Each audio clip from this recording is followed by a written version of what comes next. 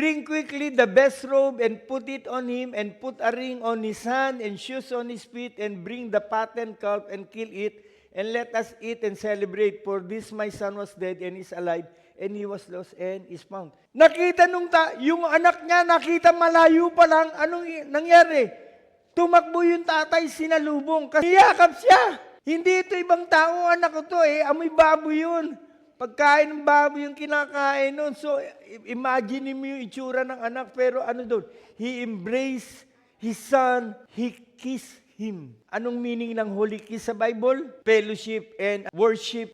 So, greet one another with a holy kiss. Yung tanggap ka.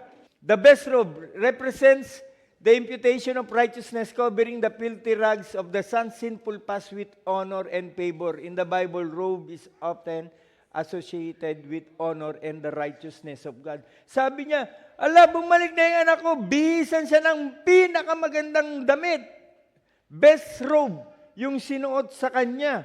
Okay, ang robe po, ang meaning sa Bible, pag binasa nyo, in Philippians, especially Philippians, ito yung robe of righteousness. Ibig sabihin, bagong bihis. Kaya kapag naki-Lord ka, hindi ka na yung taong grasa. Bago ka kay Lord, anak ka ng hari. Pangalawa, yan, ring. Ring symbolizes the restoration of authority, family, and identity.